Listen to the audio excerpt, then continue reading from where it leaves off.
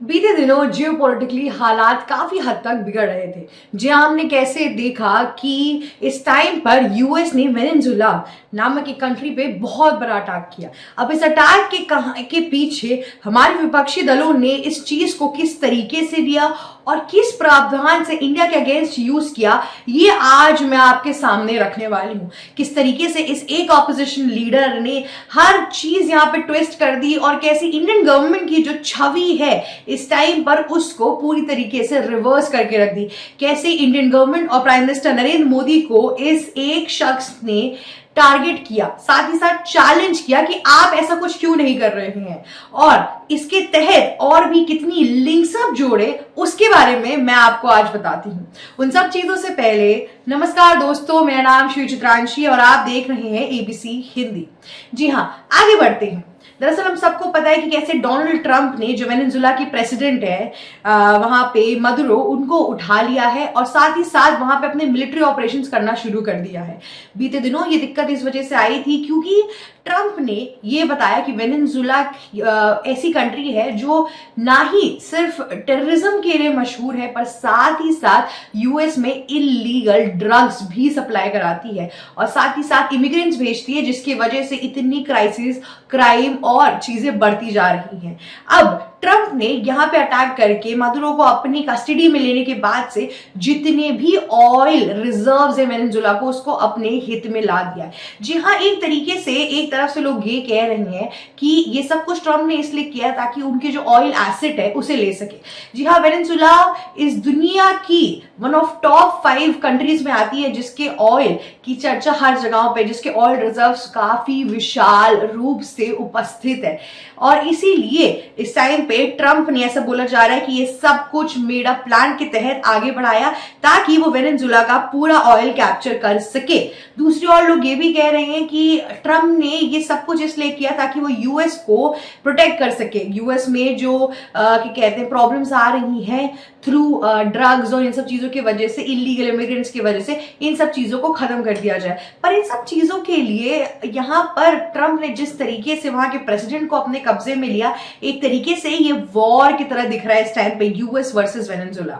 अब इस चीज का फायदा उठाते हुए हमारे विपक्षी दल की नेता, बहुत बड़े नेता मैं बोलूंगी, AIM के जो आपके चीफ हैं ओवैसी साहब, उन्होंने साफ साफ ये चीज बोली कि अगर US president Donald Trump Venezuela में जाके उधर की प्रेसिडेंट को उठा कर ला सकते हैं तो फिर इंडिया में पीएम मोदी कुछ ऐसा क्यों नहीं करते कि हम पाकिस्तान में बैठे हुए जो LET के लीडर है उनको उठा के ले आए, जिन्होंने 26/11 करवाया था, जो मास्टरमाइंड थे उसके पीछे, हम उसे उठाकर क्यों नहीं ला रहे हैं।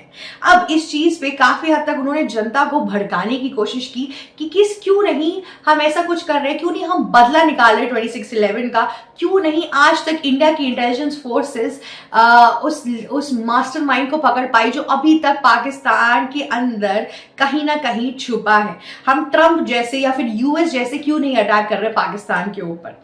सबसे पहले तो इस चीज का फैक्ट चेक करूंगी। ये जो पूरा अभी रिमार्क आया है ये आज का रिमार्क नहीं है, बहुत पहले है। जी हाँ, 2024 में जब पहलगाम का अटैक हुआ था तब ओवैसी साहब ने पार्लियामेंट के अंदर एक स्पीच दी थी जहां पर उन्होंने बोला था कि हम कश्मीर पे जो अटैक हुआ है जिसमें इतने लोगों की जान गई है, हमें जो लश्कर-ए-तैयबा के जो मास्टरमाइंड है उनको उठा के लाना चाहिए, हमें इन सब चीजों का बदला उठाना चाहिए, हमें पहलगाम अटैक का, 26/11 का और जो जिस तरीके की भी जो टेररिस्ट अटैक इंडिया के ऊपर पाकिस्तान की तरफ से हो रहा है उसके खिलाफ आवाज उठानी चाहिए और साथ ही साथ इतना स्ट्रॉन्ग एक्शन लेना चाहिए। और अब यहां पर उन्होंने यूएस का एग्जांपल देख लिया तो वो बोलने लगे कि हम यूएस जैसा कुछ नहीं कर रहे हैं।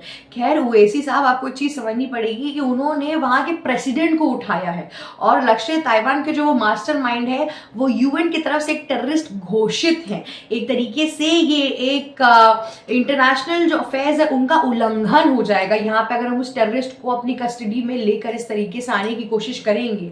ये कोई आसान बात नहीं है। देखिए, इंडिया इंडिया हमेशा से पीस में बिलीव करता है। इंडिया ने maximum of the time UN में कंप्लेन की और इंटरनेशनल क्रिमिनल कोर्ट में जाके चीजें की, तो इस तरीके से वो आगे की चीजें प्रोसीड करना चाहता है। पर इतना वॉयलेंट तरीका कभी भी इंडिया ने लेने की कोशिश नहीं की, और दोनों में बहुत डिफरेंस है। वेनेजुएला के जो प्रेसिडेंट थे वो इतनी छुपने की कोशिश नहीं कर रहे थे, अलग से की दिक्कत आई।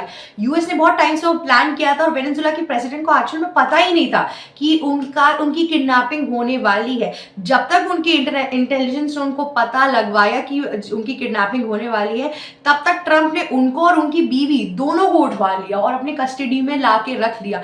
पर लक्ष्य तैयबा के जो मास्टरमाइंड है, उन लोगों को बहुत टाइम से पता है कि इंडिया की जो इंटेलिजेंस है वो उन्हें ढूंढ रही है, इसलिए उनको ढूंढना इतना आसान नहीं है। साथ ही साथ आप किसी और कंट्री में जाकर उनके इंटरनेशनल जो बाउंड्रीज है, जो चीजें, उसको तोड़कर आप किसी भी चीज को इस तरीके से वापस नहीं ला सकते हैं। आप एक प्रोसीजर होता है जिसका ख्याल रखना होता है। क्या हमारे ओवैसी साहब काफी पढ़े लिखे हैं, तो पर कभी कभार पॉलिटिशियंस से सत्ता की लोभ में गलतियां हो जाती हैं, और इसी वजह से मुझे लग रहा है कि उन्होंने ऐसी चीजें स्टेट की है जो एक्चुअल में सेंस भी नहीं दे रही है इस टाइम पर। इतना ही नहीं, ये जो पूरा मैटर है कि कहते हैं यूएस वर्सेस वेनेजुएला, इसमें एक बहुत बड़ी एक और चीज भी है। यहाँ पे वेनेजुएला और ट्रम्प के जो रिलेशन है वो खासा अच्छे नहीं थे। ट्रम्प जो इस टाइम पे मदुरो जो वहाँ के प्रेसिडेंट है, उनको वहां से हटाना चाहते थे। ट्रम्प कहते हैं एक तरीके से हमने ये सब चीजें इसलिए की क्योंकि हम ये चाहते हैं कि जो वेनेजुएला है वहां पे ये जो तानाशाही मदुरो प्रेसिडेंट है, इनको हटाकर जो ऑपोजिशन में जो लोग अच्छे हैं, जो 70% से इलेक्शन जीते भी थे, पर मदुरो की गुंडाई के चक्कर में उनको वहां पर प्रेसिडेंट बनाया गया और ऑपोजिशन को नहीं बनाया गया। इनफैक्ट ट्रम्प ने ऑपोजिशन पार्टी को काफी हद तक प्रोत्साहन भी दी थी जब वेनेजुएला में इलेक्शन हुआ था। पर यहाँ पे बहुत डिफरेंट चीज है। यहाँ पे इंडिया और पाकिस्तान आपस में नेबरिंग कंट्री है। इन दोनों में क्या कहते हैं, एनिमोसिटी है, और एक तरीके की दुश्मन भी यहाँ पे ये लोग दो कंट्रियां हैं। पर साथ ही साथ रूल्स और रेगुलेशन है जो फॉलो करना चाहिए इस टाइम पर। यूएस का देखिए क्या है, डोनाल्ड ट्रम्प ने बहुत बार बोला कि वे पीस टॉक में बिलीव करते हैं और ये सब चीजें वगैरह वगैरह, लेकिन यहाँ पर तो उन्होंने यहाँ पे तानाशाही दिखा ही दी ना। चाहते तो अच्छी तरीकों से अरेस्ट कर सकते थे, चीजें कर सकते थे, पर किडनैप करके जोर जबरदस्ती लेके जाना, किसी देश के प्रेसिडेंट को क्रिमिनल बता देना, वहां पे अटैक करना, उस देश की सारे ऑयल रिजर्व्स को ले लेना, ये कहीं का भी प्रॉफिटेबल चीज है ही नहीं। अगर ट्रम्प को सिर्फ और सिर्फ टेररिज्म से इश्यू होती ना, तो वो उनके ऑयल एसेट को हथियाते ही नहीं। पर यहाँ पे उनके ऑयल एसेट हथियाने के बाद ही समझ में आ रहा है कि आगे उनकी क्या साजिश है। और रही बात लक्ष्य तैयबा के मास्टरमाइंड की, तो इंडिया इस टाइम पे ऑलरेडी बहुत से ऑपरेशन कर रहे हैं। इंडिया तो स्ट्राइक में चीजें करता है, या तो फिर ऐसी चीजें करता है जिसमें सिविलियन, किसी भी कंट्री के सिविलियन का इतना लॉस ना हो। टारगेटेड जो जगहें हैं वहां पर सिर्फ क्या कहते हैं, दुश्मनों को मार गिराया जाए, पर लेकिन सिविलियंस को कुछ ना हो, क्योंकि इंडिया हमेशा से एक रूल्स और रेगुलेशन के हिसाब से चलता आ रहा है। पर पाकिस्तान की तरफ से ऐसा नहीं है। इंडिया में टेररिज्म नहीं है, पाकिस्तान में टेररिज्म है, इसीलिए वो सबको मारना चाहते हैं। एक्चुअली में उनका मकसद यही होता है कि किस तरीके से टेररिस्ट लोग आम आदमी और आम जनता को टारगेट करके सरकार से अपनी बातें मनवा सके। यही उनका मेन टारगेट होता है और हमेशा से यही ही था। ओवैसी साहब के इस बयान को कांग्रेस की भी काफी लीडर्स ने प्रोत्साहन दिया है। हालांकि बीजेपी लीडर्स ने इसको बोला है कि ये खुद डालने वाली चीज है। यहाँ पे जो चीज, मतलब जो रेलेवेंस उन्होंने लाया है वो इम्पॉसिबल है इस टाइम पर करना। यहाँ पर इतना ही नहीं, एलटी को पकड़ना तो वो अपनी जगह बात है, मुश्किल तो ये सब कुछ है ही, पर साथ ही साथ अगर वहां पे घुस कर उनको पकड़ा गया और चीजें इस तरीके से अटैक हुआ तो एक और वॉर की सिचुएशन बन सकती है। अभी फिलहाल ही हम एक ऑपरेशन सिंदूर से ऊपर उठे हैं, अब दूसरी वॉर की सिचुएशन भी अगर बन जाएगी तो इंडिया के लिए इस टाइम पे टेंशनिंग सिचुएशन हो जाएगी, क्योंकि एक तरफ इंडिया की बांग्लादेश से नहीं पट रही है, एक तरफ इंडिया की पाकिस्तान से नहीं पट रही है, एक तरफ इंडिया की जो चाइना के साथ बॉर्डर डिस्प्यूट है अरुणाचल प्रदेश को लेकर, वो अभी भी चल रहा है। अभी रिसेंटली हमने एक स्टेटमेंट देखा था जहां पे एस जयशंकर खुद आए थे और उन्होंने बोला कि मैं ये बस ये बताना चाहता हूँ कि अरुणाचल प्रदेश हमारे देश का एक पार्ट है, भारत का हिस्सा है, ना कि चाइना का। तो ये जो चीज है, ये चीजें मेंशन हो रही हैं बार बार, इसका मतलब बॉर्डर डिस्प्यूट अभी तक सॉल्व नहीं हुआ है इस टाइम तक। और वैसी साहब की जो बातें हैं, मन गढ़ंत बातें, इस तरीके से उठा के लेकर आना आसान नहीं होता है, ऑब्वियस सी बात है। और प्लस साथ ही साथ एक न्यूक्लियर आर्म स्टेट कंट्री के साथ लड़ना और भी ज्यादा सोच समझ के किया जा सकता है। अगर इस टाइम पे, नाजुक टाइम पे, इंडिया और पाकिस्तान के बीच में झगड़ा हो तो बांग्लादेश भी पाकिस्तान के सपोर्ट में आएगा, टर्की भी आएगा और साथ ही साथ चाइना भी आएगा, क्योंकि चाइना को अपने आर्म वेपन्स बेचने, उनका ऐसा कुछ नहीं कि फ्रेंडशिप की वजह से आ रहा है। तो इन सब चीजों के से इंडिया जीत भी सकता है, प्रॉब्लम ये नहीं है, इंडिया के भी सपोर्ट में काफी लोग आ जाएंगे।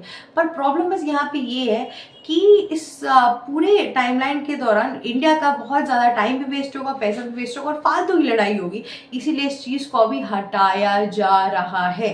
और अब देखते हैं खैर कि आगे क्या होता है। वेनेजुएला और ट्रम्प की कहानी की वजह से इंडिया में और कितनी हलचल मचती है, इन सब चीजों के लिए बने रहिए हमारे चैनल पे एबीसी हिंदी। अगर आपको ये वीडियो अच्छी लगी तो please like, share, subscribe, comment करना मत भूलिएगा। Thank you so much for watching us. ABC Hindi news, आज ही जुड़िए हर खबर के साथ।